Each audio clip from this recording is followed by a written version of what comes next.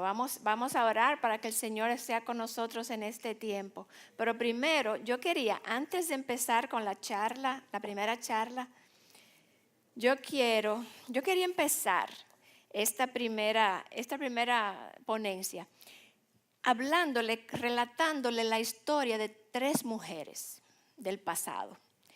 Y no vamos a hacer nada con eso ahora, pero yo quiero que ustedes se queden con esas biografías en su mente durante el día.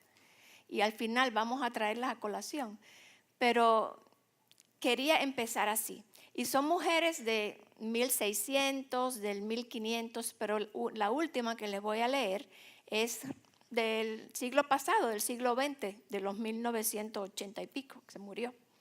Entonces, déjenme leerle eso primero y después vamos a empezar a hablar de la primera charla que se llama El diseño de Dios para la mujer del siglo XXI. La primera que les quiero compartir, ella se llama Anna Bullinger y ella vivió en el siglo XVI. Estaba casada con un pastor suizo y tenían 2 niñas. La paz de su hogar se vio muy afectada cuando asesinaron al pastor Ulrich Zwingli, que era un pastor de la iglesia de Suiza. Luego de momentos muy dramáticos en esa familia donde por poco los matan a todos, incluyendo a la mamá con las 2 niñas, el esposo de Ana, que se llamaba Heinrich Bullinger, fue elegido como sucesor de Zwingli, el pastor de aquella iglesia suiza, y entonces pastoreó la iglesia por 40 años.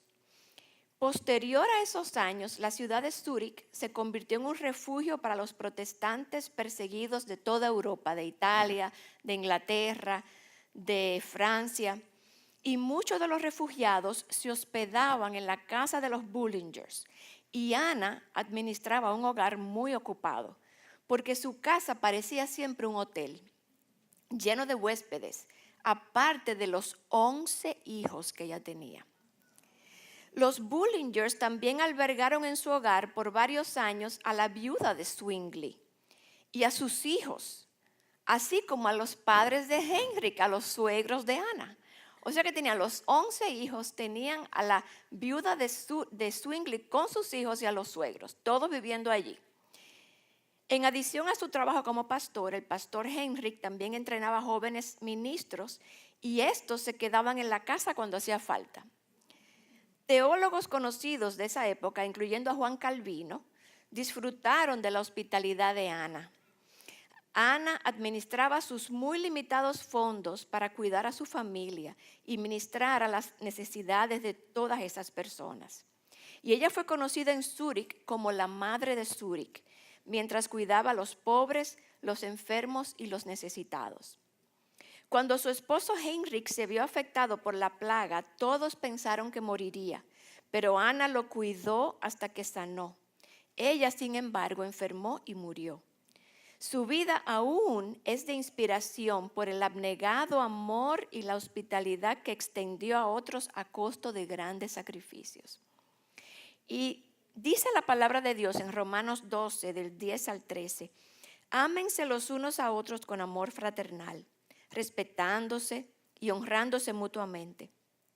Nunca dejen de ser diligentes, antes bien, sirvan al Señor con fervor que da el Espíritu.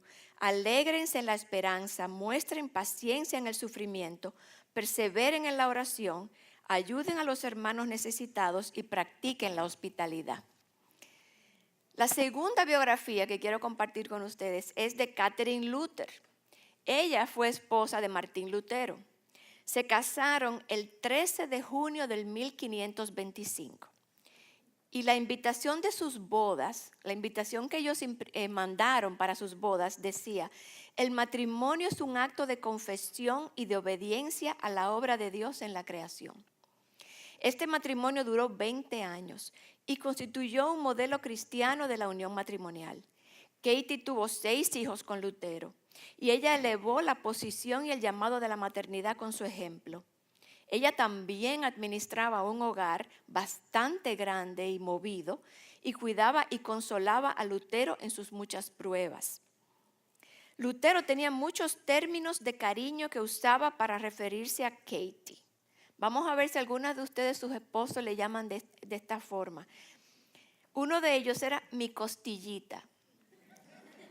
Él también la llamaba su Gálatas, porque le aliviaba sus cargas y por tanto le daba libertad para llevar a cabo su llamado. Lutero escribió esto sobre Katie a un amigo. Mi esposa es complaciente, es dócil, es afable y ha superado todas mis expectativas y sueños. En mi pobreza no la cambiaría ni por las riquezas del rey Midas. Y dice la palabra de Dios en Génesis 2, 22 y 23. De la costilla que le había quitado al hombre, Dios, el Señor, hizo una mujer y se la presentó al hombre, el cual exclamó: esta sí es hueso de mis huesos y carne de mi carne. Se llamará mujer porque del hombre fue sacada. Y finalmente, la última que le quiero relatar se llama Lydia Vince. Y ella nació a principios del siglo pasado y murió en el 1985, para que no pensemos que solamente estamos hablando de mujeres del 1600. Ella era rusa y se casó con el hijo de un misionero americano que vivía allá.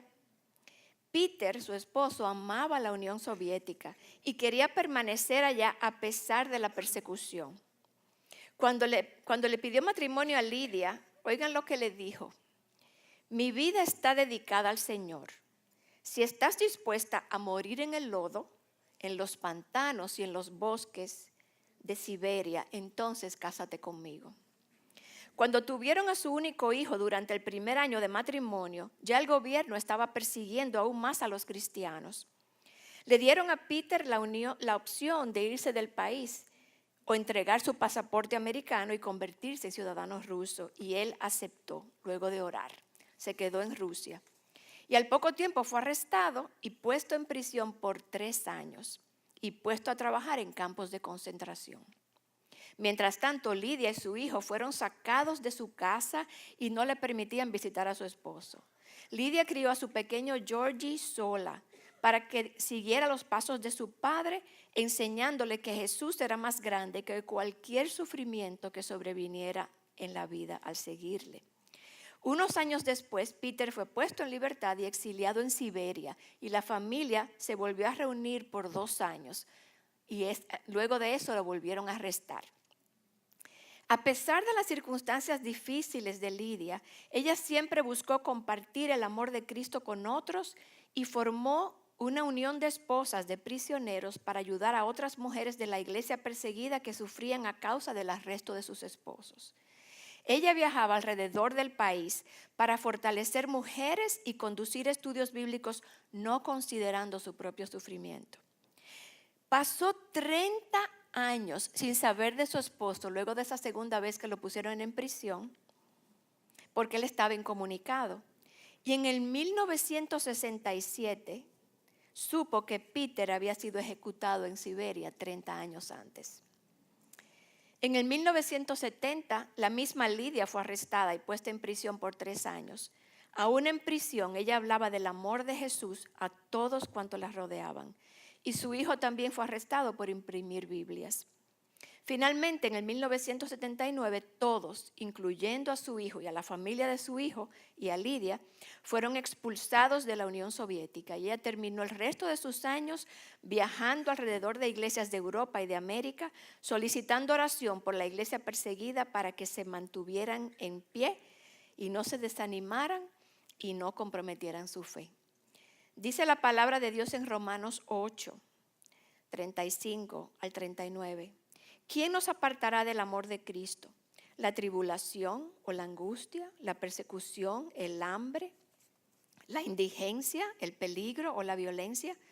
Pues estoy convencido de que ni la muerte, ni la vida, ni los ángeles, ni los demonios, ni lo presente, ni lo porvenir, ni los poderes, ni lo alto, ni lo profundo, ni cosa alguna en toda la creación podrá apartarnos del amor de Dios que nos ha manifestado en Cristo Jesús nuestro Señor. Y con esas reseñas en mente, vamos a comenzar ahora la primera exposición. Vamos a orar. Oh Padre, henos aquí, Señor, tus hijas en necesidad de ti, Señor, agradecidas de de tu misericordia, Señor, al reunirnos alrededor de tu palabra esta mañana y esta tarde para aprender más acerca de ti, más acerca de nuestro diseño, más acerca de tu voluntad, Señor, para nosotras. Yo te quiero presentar, Señor, a todas las mujeres que tú has traído aquí, Señor, de varios lugares, como veíamos, en diversas etapas, en diversas circunstancias, jóvenes de mediana edad, más mayores, cada una con sus problemas, preocupaciones, quizás con sus presuposiciones. Señor, que tú seas encontrando a cada una en el lugar donde ellas están. Señor, tú conoces sus nombres, yo no las conozco, pero tú sí, Señor. Y tú sabes lo que cada una necesita escuchar y lo que cada una necesita entender, lo que cada una necesita rendir. Señor, yo te pido que cada una tenga un encuentro personal contigo hoy. Que eso signifique que esa persona salió edificada, salió animada, salió confrontada, salió exhortada. Señor, que aún tú salves aquí en este día. Te pedimos que tú obres, Señor, con poder. Dale, Señor, oídos para oír. Y un corazón, Señor, preparado para recibir. No permitas que el maligno se lleve la semilla, Señor, que se plante aquí. Cae como lluvia, Señor, aquí, y que tu palabra dé el fruto que tú quieres que dé en este día. Nos encomendamos a ti, Señor, y te damos gracias en el nombre de Jesús. Amén. Y yo puse mi timer y no sé qué pasó, que por qué sonó. Ok. Bueno, recientemente, yo no sé si ustedes conocen al ministerio de R.C. Sproul, que está en Orlando. Yo sé que Yanis lo debe conocer. Hola, Yanis. Ese ministerio recientemente condujo una investigación para tomar la temperatura teológica del mundo evangélico de nuestros días en Estados Unidos, con la intención de entender la cultura a la cual estamos sirviendo. Y entre algunos de los resultados que se obtuvieron, encontraron que un 53% de los encuestados, todas estas personas se denominaban evangélicas, creyentes, ¿verdad? Creían que la Biblia contiene recuentos antiguos que pueden ser de ayuda, pero que en su gran mayoría son mitos, son mitológicos, no literalmente ciertos. Y también arrojó que una gran mayoría de los millennials de hoy, aunque creen en Dios, ven a Dios completamente removido de sus vidas, como que no tiene ninguna opinión acerca de su vida, de sus creencias, de sus prácticas, sino que Dios existe, pero no está tan interesado ni tiene tanta opinión sobre cómo vivimos. Otro resultado interesante es que un 46%, y estas personas tenían entre 18 y 45 años, y 34 años, un 46% opinó que la identidad sexual, los géneros, son un asunto de elección. Yo puedo elegir si quiero ser hombre o quiero ser mujer. Y esos son personas que creen en la Biblia. Esta encuesta reveló la gran confusión que existe entre los autodenominados evangélicos. Pueden dar respuestas bíblicas o tener conocimiento bíblico, pero al mismo tiempo creen que sus creencias son básicamente un asunto de opinión personal, demostrando que no creen en la autoridad de las Escrituras. No creen en la autoridad de las Escrituras. Y vamos a estar hablando de eso un poco en esta primera charla. Y nosotras aquí, las que conocemos al Señor, la que hemos confesado a Cristo como Señor y Salvador, sabemos que la Biblia dice que Dios es el mismo ayer, hoy y siempre. Y que su palabra es inmutable, no cambia con los años, ni con las culturas, ni con los tiempos. Como hijas de Dios, nuestro manual de fe y de práctica es la palabra de Dios. Eso lo sabemos, ¿verdad? De manera que al venir a hablar hoy sobre el arte de ser mujer, sobre el diseño de nosotras, es aquí que tenemos que ir. No tenemos que ir a la cultura, tenemos que ir a la palabra. Porque la palabra es la plomada. ¿Ustedes saben lo que es una plomada? Una plomada es un instrumento de construcción que que es para medir si algo está vertical, si un muro está vertical. Es como una cuerda suspendida con un peso en la parte inferior y se usa de una manera que puede medir exactamente si un muro en la construcción está correcto. Porque por supuesto, si no está vertical, no funciona el edificio, ¿verdad? Entonces, es un instrumento sumamente vital en la construcción. Y se usaba incluso desde los tiempos de las pirámides. Hoy en día se usa de una manera más digital, pero hace falta ese instrumento que mida la verticalidad de las construcciones. Y la palabra de Dios es ese instrumento para nosotras. La palabra de Dios es lo que mide si nuestras vidas están caminando de manera vertical, si están bien fundamentadas en la palabra de Dios. Y para comenzar, yo quería que abrieran sus Biblias en el capítulo 1 de Génesis. Génesis capítulo 1. Y vamos a empezar con el primer verso de la palabra de Dios. Ese primer verso dice, en el principio Dios. En el principio Dios. Vamos a quedarnos ahí.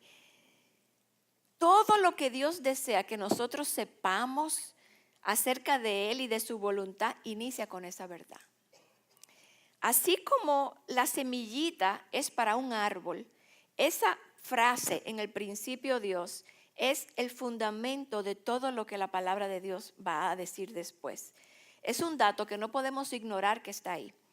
Y lo que indica es que Él estaba desde el principio del mundo, no antes del principio del mundo. Porque el mundo no había sido creado cuando ya Dios existía. En el principio Dios. Muchas veces leemos eso, en el principio Dios creó los cielos y la tierra, y como que lo leemos rápido, sin meditar en ese concepto, porque somos de la tradición judeocristiana y sabemos eso en nuestra mente, estamos acostumbrados a ese concepto, pero fíjense que es una declaración, no es un argumento, no dice, parece que Dios existió antes y que creó el mundo, no, establece la declaración de que en el principio de todo, antes del mundo ser creado, Dios existía. La Biblia da por sentado la existencia de Dios, no la pone en duda. Todo inicia con Dios. Antes de Él nada existía. Y cuando Él habló, todo existió. Y luego vemos, en el principio creó Dios los cielos y la tierra. Vemos que Él es el creador y nosotros somos sus criaturas. Este concepto tiene implicaciones enormes. Por eso debemos pausar y meditar y considerar esta idea. La Biblia simplemente declara que Dios es y que Dios es creador de todas las cosas. Él es el origen de todo. Y es un hecho que se reconoce en otras partes de la Escritura. Por ejemplo, mira lo que dice el profeta Jeremías en el capítulo 51, versículo 15. Él es el que hizo la tierra con su poder, el que estableció el mundo con su sabiduría y con inteligencia extendió los cielos. Dice Juan en el Nuevo Testamento, versículos del 1 al 3. En el principio existía el Verbo y el Verbo estaba con Dios. El Verbo era Dios. Él estaba en el principio con Dios. Todas las cosas fueron hechas por Él y sin Él nada de lo que ha sido hecho fue hecho. Y aquí está hablando del Hijo y del Padre, que ambos estaban presentes a la hora de la creación. Y la carta a los Colosenses dice que en Él fueron creadas todas las cosas, tanto en los cielos como en la tierra. Todo ha sido creado por medio de Él y para Él. O sea que Él existía antes de todo, Él lo creó todo y todo fue creado para Él. Esa es una declaración que la Biblia dice. La palabra también dice que Dios nos hizo y no nosotras a nosotras mismas. Por tanto, Él establece cuáles son las reglas como el mundo que Él creó ha de funcionar. Ustedes han visto cuando alguien inventa algo y crea una patente de una cámara o de cualquier cosa, de un instrumento. Esa persona que lo creó es la que dice cómo funciona. Yo no puedo venir a decirle al creador cómo tiene que funcionar lo que Él creó. Igual Dios creó y Él ha determinado cómo el mundo debe funcionar y cómo su creación debe funcionar. Entonces, a partir de Génesis 1 podemos inferir que Dios existe, que Dios es, que Dios existía antes de todo, que Dios lo creó todo, que como creador Él es dueño de su creación, que Él es soberano, todopoderoso y supremo sobre su creación, y que Él establece preceptos y principios para el buen funcionamiento del mundo que Él creó. Él es Dios. Y con eso yo quiero que arranquemos esta conferencia. Él es Dios, nosotras no. Y esto significa que nada en nosotras o fuera de nosotras es mayor que Dios. Como Dios es creador, Él tiene derecho de propiedad en nuestra vida. Y por eso yo creo que es un concepto tan difícil de abrazar. Porque nosotras no queremos nada que se imponga sobre nosotros. Nosotros queremos ser dueños de nuestra propia vida. Y la idea de la evolución, que dice que el mundo se creó solo y que evolucionó, es un concepto que te permite vivir así. Te permite vivir como tú quieras porque no hay un creador. Entonces, ese concepto de la evolución, por eso es tan peligroso para nosotros los creyentes, ¿verdad? Y definitivamente que siendo Dios el creador, nosotros no podemos vivir ni redefinir la vida a nuestro antojo. Nadie tiene derecho, no tenemos derecho de gobernarnos. Pero si Dios es nuestro dueño, debemos rendir cuentas a Él y someternos a Él.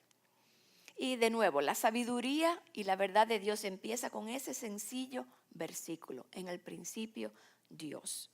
Si nosotros creemos ese texto de corazón, no deberíamos tener problema con ninguna otra parte de la Biblia. Porque si nosotros entendemos que Dios existe, que Él es Dios, que Él es dueño de nosotras, ya, se resolvió el problema. Todo lo demás debe caer debajo de eso. De hecho, dice Hebreos que por ahí es que nuestra fe comienza. Mira cómo lo dice Hebreos. Por la fe entendemos que el universo fue creado, preparado, constituido por la palabra de Dios. De modo que lo que se ve no fue hecho de cosas visibles, dice Hebreos 11:3. Todo empieza con fe. Y esa fe es la que agrada a Dios. A Dios le agrada que nosotros creamos que Él existe y que Él creó todas las cosas. Porque es necesario que el que se acerca a Dios crea que Él existe. O sea que lo primero que establecemos aquí, mis hermanas y amigas, es que Dios existe. Dios es Dios, Dios es soberano, Dios es creador, nos creó a nosotras. Y Él nos dice cómo nosotras funcionamos y cómo nosotras vivimos. Ese es un argumento que no podemos negar. Él es el artista de la obra de arte que es su creación. La vida inicia con Dios, la verdad inicia con Dios, el entendimiento inicia con Dios, la sabiduría inicia con Dios. Y si nos saltamos ese concepto, nada en la Biblia va a hacernos sentido. Pero una vez que establecemos esa verdad en el corazón, que Dios es, que Él existe, ya todo lo demás se va a resolver. Y Dios lo creó todo de la nada. Dice la palabra más adelante en Génesis que Él creó los cielos, la tierra, la luz, la noche, los mares, la vegetación, las estrellas, la luna, el sol, los animales y finalmente el pináculo de su creación. Él crea al hombre y a la mujer. En hebreo es Ish y Isha, que te da una idea de cómo uno tiene que ver con el otro. Cómo uno sale del otro. En español no se oye, no se entiende eso tan bien como varón y hembra. Pero aún en inglés, man and woman, se puede entender un poquito más como Ish y Isha. Y vayamos a Génesis, capítulo 1, versículos 26 al 31. Ahí donde están 26 al 31. Dice la palabra de Dios. Y dijo Dios, hagamos al hombre a nuestra imagen, refiriéndose a la Trinidad, a nuestra imagen, conforme a nuestra semejanza, y ejerza dominio sobre los peces del mar, sobre las aves del cielo, sobre los ganados, sobre toda la tierra y sobre todo reptil que se arrastra sobre la tierra. Creó pues Dios al hombre a imagen suya, a imagen de Dios los creó, varón y hembra los creó. Y los bendijo Dios y les dijo, sean fecundos y multiplíquense, llenen la tierra y sométanla, ejerzan dominio sobre los peces del mar, sobre las aves del cielo y sobre todo ser viviente que se mueve sobre la tierra. Y también les dijo Dios, miren, yo les he dado a ustedes toda planta que da semilla que hay en la superficie de toda la tierra y todo árbol que tiene fruto que da semilla. Esto les servirá de alimento, y a todo animal de la tierra y a toda ave de los cielos y a todo lo que se mueve sobre la tierra y que tiene vida, les he dado toda planta verde para alimentarlo. Y así fue. Y vio Dios que todo lo que había hecho era bueno en gran manera. Cuando Él creó, cada cosa que Él creó, Él iba diciendo, y vio Dios que era bueno, y vio Dios que era bueno. Cuando crea al hombre no lo dice ahí, porque todavía al hombre le faltaba algo. Pero ya cuando crea al hombre y a la mujer y lo creó todo, él vio que era bueno en gran manera. Entonces Dios los crea a la imagen de Él y les da una encomienda. Sean fecundos, multiplíquense, llenen la tierra. Pero también Él es muy generoso con ellos y le dice, mira todo lo que les estoy dando. Todos estos árboles, por todo este lugar, en toda la superficie de la tierra, todo es de ustedes. Todo esto que está aquí es de ustedes, para su uso, para su alimento. Luego en el capítulo 2, si van un poquito más adelante, en los versículos 15 y 17, el Señor, Él dice cómo Él crea, cómo se dio esa creación de la mujer del hombre. Y primero le dijo al hombre, el Señor Dios tomó al hombre y lo puso en el huerto del Edén para que lo cultivara y lo cuidara. Y el Señor Dios ordenó al hombre, de todo árbol del huerto podrás comer, pero del árbol del conocimiento, de la ciencia, del bien y del mal, no comerás, porque el día que de él comas, ciertamente morirás. Él crea al hombre, le da una encomienda, le da todos los árboles del huerto, pero le dice, hay uno. Le pone un límite, le dice, hay uno que no vas a comer, pero todos estos otros son tuyos para lo que tú quieras hacer y comer. Ya volvió. Entonces el Señor Dios dijo, no es bueno que el hombre esté solo, le haré una ayuda adecuada, una ayuda idónea, dice Génesis 2:18. Dice Génesis 21 al 22. Entonces el Señor Dios hizo caer un sueño profundo sobre el hombre y éste se durmió. Y Dios tomó una de sus costillas y cerró la carne en ese lugar. De la costilla que el Señor Dios había tomado del hombre, formó una mujer y la trajo al hombre. Dios formó al hombre del polvo de la tierra, pero formó a la mujer de la costilla del hombre, dice la palabra de Dios. De manera que el libro de Génesis nos ofrece los planos de Dios. Nos relata cómo Él nos creó, relata el patrón de Dios y nos habla de su plan y el diseño que Él tiene para el hombre y la mujer que Él mismo creó. Y vemos que Él los creó con cierto orden. Vimos que primero hizo al hombre y luego hizo a la mujer. Trajo entonces a la mujer al lado del hombre para que junto a Él se multiplicaran y llenaran la tierra y ejercieran dominio sobre la creación, trabajando juntos de manera complementaria, a semejanza del Dios trino que los había creado. Y vemos que el hombre no fue creado para la mujer. ¿A quién creó Dios primero? Al hombre. Sino la mujer para el hombre. Fíjense lo que dice 1 Corintios 11, del 8 al 9. Porque el hombre no procede de la mujer, sino la mujer del hombre. En verdad, el hombre no fue creado a causa de la mujer, sino la mujer a causa del hombre. Y esa es una verdad, mis amadas amigas y hermanas, que a nosotros nos rechina en este tiempo que estamos viviendo. Pero es algo que la palabra de Dios establece. Y si somos hijas de Dios, si hemos abrazado la verdad de Dios, si hemos abrazado la palabra de Dios, esa es nuestra verdad. De manera que Génesis nos deja claro que Dios nos creó varón y hembra a su imagen. Dios creó al hombre y luego a la mujer, creó dos sexos, no creó tres, no creó cuatro, no los creó indistintos, los creó claramente, hombre y mujer. Los creó iguales en valor y en dignidad. ¿Por qué? Porque estaban hechos a su imagen ambos. Y si son hechos a su imagen, tienen valor, tienen dignidad. Le dio instrucciones claras a Adán, estableció límites, les dio todo, pero estableció límites. Y ambos recibieron el mandato de multiplicarse y gobernar la tierra. Primero Adán como líder y Eva creada para ser ayuda de Adán, porque no era bueno que él estuviera solo, dice la palabra. Dos seres humanos creados a la imagen de Dios, pero diferentes en cómo fueron hechos y su anatomía. Como decía, nosotros tenemos 4 nietos. Tenemos 2 niñas y 2 niños. El más pequeñito tiene 6 meses, ¿verdad? 6 meses, pero todavía es chiquitito para uno poder ver la diferencia. Pero cuando tú ves al tercero, que es al segundo, que es el varón, que tiene 5 años, y los compara con las niñas, tú puedes ver claramente las diferencias entre los sexos. O sea, son obvias y son todavía pequeños. Tú ves que la mayor, Zoe, ella es soñadora, ella es artista. Noah es rudo y él tiene un carrito que le compraron hace poco que tiene su cargador, que se carga de batería, y yo quiero que ustedes vean ese niño con 5 años manejando ese carrito. Fausto y yo, mi esposo y yo decíamos el otro día, parece un corredor de carrera y pasando cambio. Y entonces la chiquitica que se quiere aprender a manejar el carro, él se frustra enseñándole a manejar el carrito, solamente tiene 5 años.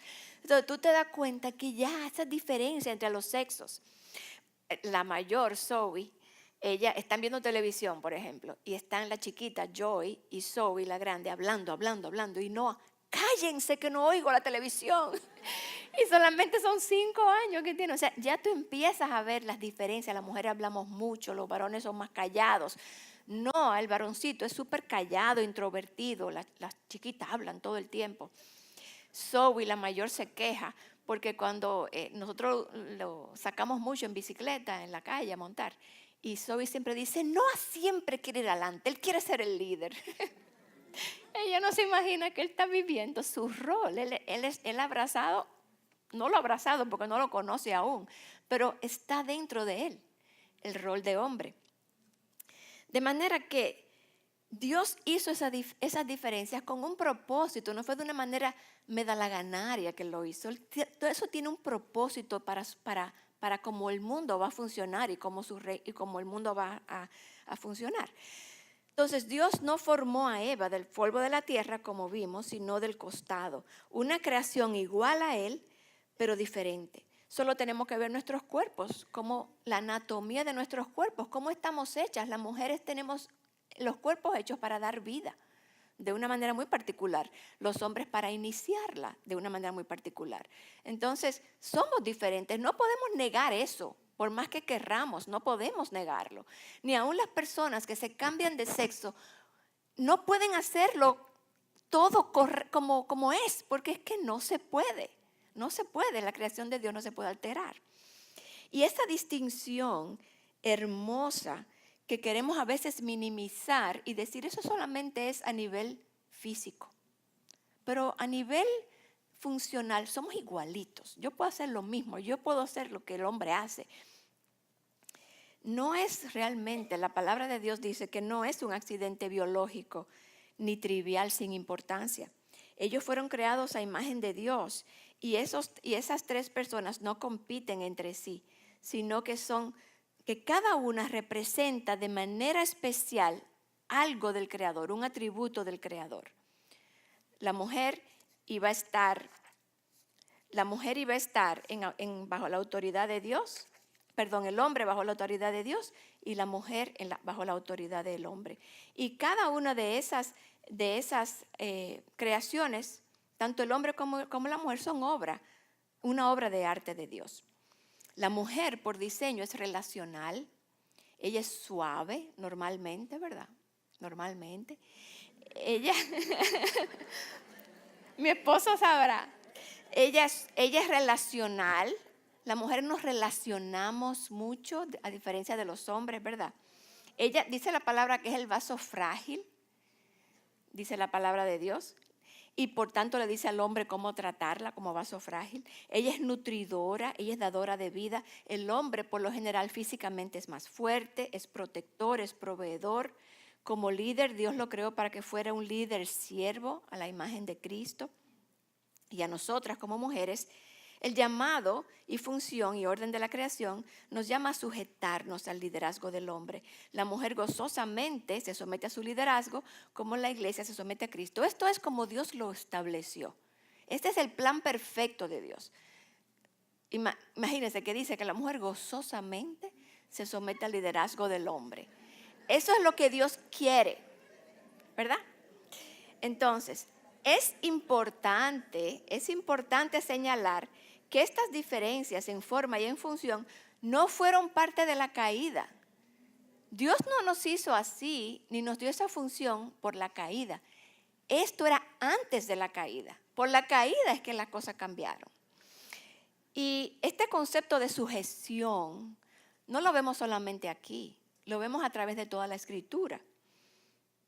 Vemos en la palabra de Dios que la sumisión se aplica unos a otros. Tenemos que someternos unos a otros aquí. Aquí esto empezaba a las 9 de la mañana, ¿verdad? Y todas tenían que someterse a ese horario, llegar a ese horario, hacer los planes para llegar. Tenemos que someternos, porque si no el mundo sería un caos. Hay una sumisión que se da entre unos y otros. Vemos sumisión, por ejemplo, donde trabajan. Tú tienes que someterte a tu jefe. Tú tienes que sujetarte a él. Tanto si eres varón como si eres hembra, te tienes que sujetar a tu empleador o a tu jefe. Vemos que el ciudadano debe sujetarse a las reglas. Háblale mal a un policía que te pare en la calle, a ver qué pasa. O no te sometas a una regla de tránsito, o no te sometas a las reglas de pagar tus impuestos al gobierno, o cualquier cosa que el gobierno establece. ¿Qué pasa cuando no nos sometemos? Hay consecuencias, porque Dios hizo el mundo para que funcione de tal forma. Tenemos que sujetarnos a las autoridades del gobierno, dice Primera de Pedro. El creyente, hombre o mujer, debe someterse a su autoridad espiritual. Cuando vamos a las iglesias, vemos que hay líderes en las iglesias, hay pastores. Entonces nosotros nos sometemos a su autoridad. Nos sometemos gozosamente a esa autoridad espiritual que Dios ha puesto sobre nosotras. Así es como estamos llamadas a funcionar. Los hijos.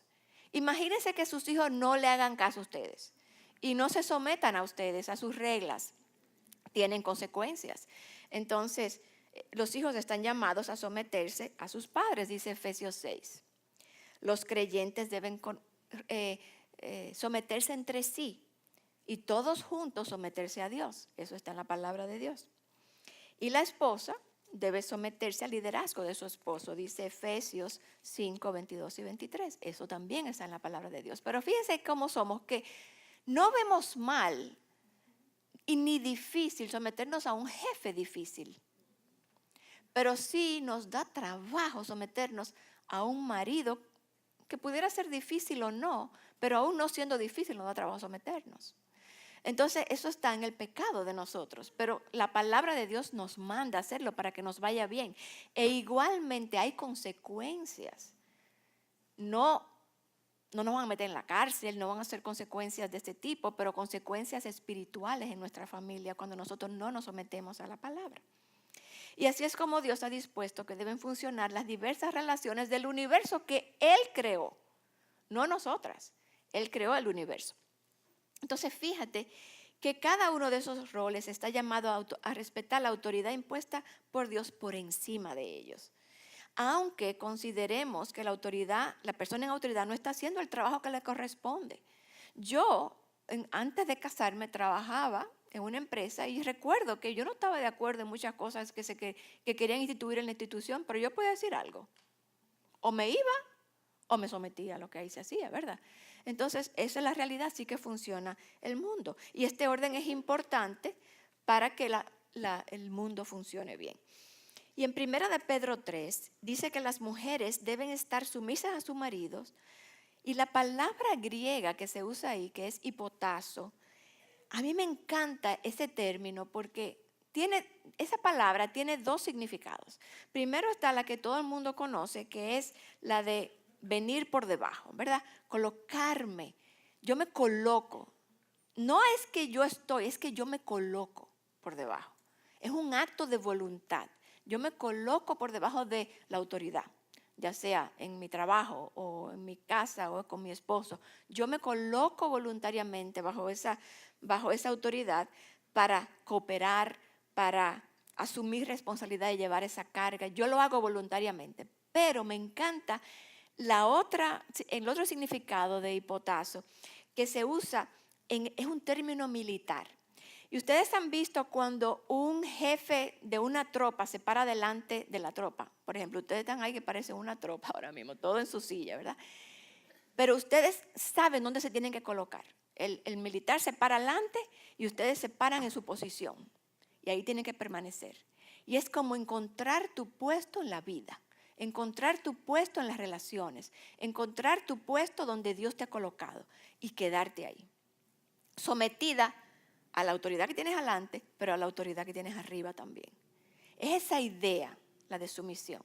Y fíjense que que nosotros antes de conocer al Señor conocíamos familias que funcionaban así. Y no porque conocían la palabra, pero eran familias sanas. Y tú veías unas relaciones buenas entre ellos, porque todo lo que Dios dice, aunque no sepamos que lo dijo Dios y lo hagamos, funciona bien. Entonces, ese es el llamado. Colocarnos debajo. Es una actitud de la voluntad. Es una acción voluntaria que hacemos al reconocer esa autoridad que Dios ha establecido, que implica que nosotros le hemos creído a Dios y que hemos confiado en Dios. Y por tanto, yo he encomendado mi vida y mi seguridad a ese Dios. Quizás el líder no sea como yo entiendo, pero yo estoy confiada en Dios y me he encomendado a Él. Eso es lo que dice Primera de Pedro. Y nosotros somos esa ayuda que Adán necesitaba. Como esposas y de acuerdo al plan perfecto de Dios, estamos llamadas a servirle de ayuda, de soporte. Y es un llamado no solo para esposas, como veíamos al principio, en todos los ámbitos de la vida, las jóvenes aquí. Por ejemplo, yo recuerdo que muchachas que yo aconsejaba, que son solteras hace años, me decían, bueno, nosotros no tenemos que someternos porque no somos casadas. Lo que pasa es que uno no se casa y al día siguiente aprende a someterse. Es una disposición del corazón que se va adquiriendo cuando uno se pone debajo de Dios, reconoce la autoridad de Dios, reconoce la autoridad de la palabra de Dios y dice, voluntariamente yo me voy a someter a mis padres, a mis líderes, en la escuela, en todos los ambientes donde una joven se mueva. Y entonces nosotras todas como mujeres somos columnas de la iglesia, somos ayudas idóneas en la iglesia. Fíjense cómo una iglesia funciona, que si van a hacer un evento, ¿a quién llaman para que lo organice el evento? ¿Quiénes son las que decoran el lugar? Las que piensan en los detalles, las que están al tanto de cómo van a hacer. Son las mujeres, los hombres no saben. Los hombres pueden ayudar a ejecutar, pero las mujeres somos las que somos esa ayuda. Esa persona que va pensando en esas cosas que los hombres no piensan y como tal somos sus ayudas adecuadas, sus ayudas necesarias. Y igual funcionamos en todos los ambientes que Dios nos coloca, incluyendo el hogar. Y cuando abrazamos estos roles de sumisión a las autoridades legítimas impuestas por Dios, estaremos colocándonos entonces bajo la cobertura de Dios. Estaremos bajo la protección de Dios. Cuando nos salimos de ahí, si Dios me dice, Laura, si tú te paras aquí, tú estás segura, porque tú estás en mi voluntad. Ahí es que yo te quiero, sometida a mí, confiada en mí, encomendada a mí. Si tú te paras aquí, tú estás on your own. Tú estás, como dicen cuando uno nada, en tu propio riesgo. Dios siempre está en control, pero Dios quiere que estemos sometidos a Él. Y nuestro mayor ejemplo de sumisión, ¿quién es? Jesucristo. Miren lo que dice Filipenses. Jesús, el cual, aunque existía en forma de Dios, era Dios. Jesús era Dios. No consideró ser igual a Dios como algo a que aferrarse, sino que se despojó a sí mismo, tomando forma de siervo, haciéndose semejante a los hombres y hallándose en forma de hombre, se humilló. O sea, Él vino de lo más alto. Dios se humilla para ser hombre. Y siendo hombre, se pone lo más bajito que un hombre puede estar, que es siendo escupido, abofeteado. Él mismo haciéndose obediente hasta la muerte y muerte de cruz. Nosotros a veces nos creemos Dios y por tanto no queremos someternos. Pero Dios mismo se sometió a su padre y hizo lo que su padre quería, aunque no era muy bonito lo que le esperaba. Era dura la cruz que le esperaba, pero él se humilló a sí mismo, haciéndose obediente hasta la muerte. Él es el ejemplo máximo de sumisión. Y Dios, nuestro Creador, nos dice que debemos respetar y someternos a las autoridades que Él ha puesto sobre nosotras, igual que Jesús. Y la sumisión, mis hermanas, es un acto de adoración a Dios. La sumisión no es un acto de adoración a tu esposo, o a tus padres, o a tu jefe, o al gobierno. Podemos estar o no de acuerdo con el gobierno, pero como adoramos a Dios, nos sometemos. Como adoramos a Dios, yo me someto a mi esposo. Es un acto de adoración motivado por el amor a Dios y un deseo de seguir el ejemplo de Cristo. Y fíjense que hay un versículo que a mí me encanta en Juan 10, que Jesús dice, Él dice, yo entrego mi vida, nadie me la quita. Cuando nosotros nos sometemos a nuestro marido, no es porque Él me exige, es porque yo me entrego. Él no me lo exige, yo me entrego. Aunque parezca que Él me lo está exigiendo, al final yo me entrego. A Jesús parecía que lo estaban obligando. Lo llevaban a las autoridades, a Pilato, lo pusieron en la cruz. Pero Él dice que Él mismo la entregó. Entonces, esa es la sumisión, nosotras mismas entregar nuestras vidas. Y ya para ir concluyendo esta primera charla, para nosotros hacer eso, mis hermanas, primero tenemos que creer que Dios es Dios, que Dios existe, que su palabra es autoridad sobre nuestras vidas, que gobierna nuestras vidas, y entonces someternos a esa palabra. Y todo lo que Él creó era perfecto. Esto que yo les mostré en Génesis es lo que Dios hizo y que le pareció bueno. Todo lo que Él creó era perfecto antes que el pecado entrara al mundo. Dios habló, creó el mundo, incluyéndonos a nosotras, hombres y mujeres. Nos dio funciones particulares, características que por diseño se complementan entre sí. Fíjense si se complementan, que cuando Él le dice a la mujer y al hombre, sed fecundos, ¿qué hubiera pasado si hubieran sido dos hombres? No pueden. O dos mujeres, no pueden. Cuando mujeres se cambian de sexo o hombres se cambian de sexo, no pueden tener hijos, porque no pueden. Entonces Dios los crea complementarios para que se complementen. Y en la medida que nos sometemos a eso en la familia, en la iglesia y de manera general en las estructuras del mundo, nosotros encontramos satisfacción increíblemente. Nosotros creemos que no, porque el Satanás, vamos a ver en la próxima charla, nos hace creer que eso no es el camino de la satisfacción. Pero la palabra de Dios dice que sí, y el que ha probado eso sabe que es así. Pero estas verdades son profundas y difíciles de entender. El Espíritu Santo tiene que convencernos de que existe Dios, que Él es soberano y que Él manda sobre nuestras vidas. Para que estos conceptos se vivan de manera práctica, debemos creer en la palabra de Dios como la plomada con la cual nosotros enderezamos nuestra vida. Y debemos creer que Dios está en control de todo y que Él es el eje de todo. Entonces recuerda, la verdad comienza con Dios. Él nos creó hombre y mujer. Él es nuestro dueño y Él dice cuál es nuestro rol en su creación que Él diseñó. Él nos creó, nos gobierna, nos define quiénes somos, por qué estamos aquí, por qué y cómo y para quién vivimos. Y si nosotras creemos eso, que Él es soberano y rey sobre todo, lo único que nos resta es postrarnos delante de Él, rendir nuestras voluntades a Él, rendir nuestras vidas a Él, adorarlo solamente a Él. Ahora bien, si Dios creó todo tan perfecto, ¿qué pasó? ¿Por qué tenemos estas luchas? ¿Por qué luchamos tanto? Y en la próxima charla vamos a hablar un poco acerca de por qué nos cuesta tanto vivir este diseño perfecto de Dios. Pero por ahora, mientras meditamos en cómo luce el diseño de la mujer del siglo XXI, como se llama esta charla, lo primero que yo quiero que tú te preguntes ahí sentada, hazte estas preguntas. ¿Estarás tú dentro de esas estadísticas que cité al principio, donde decimos creer en Dios, pero no lo vemos involucrado en nuestras vidas, o creemos que los recuentos son mitos y que su palabra es irrelevante para nosotros hoy. ¿Estarás tú en esa estadística? Sí, yo creo en Dios, pero su palabra tiene cosas ahí que yo no creo que es la autoridad. ¿Crees realmente que Dios es creador del universo y de todo lo que existe? ¿Crees que Dios creó varón y hembra con un propósito bueno y sabio?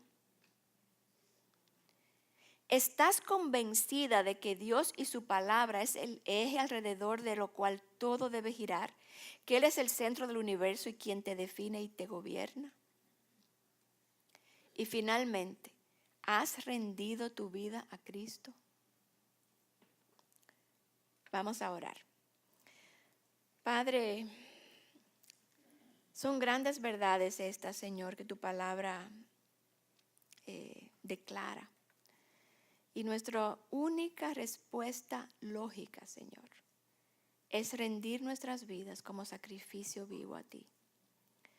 Señor, yo te presento a estas mujeres y todo lo que hemos hablado aquí hoy, Señor, que tú seas aplicándolo a cada vida en particular, Señor, donde cada una esté. Tú conoces, Señor, a cada una. Sé tú, Señor, haciéndolas meditar y que ellas puedan, Señor, aplicar estas cosas y que tu Espíritu ilumine cada área de su mente y de su corazón en la medida que avanzamos. Te damos gracias, Señor, y gloria a tu nombre. Y en tu nombre oramos. Amén.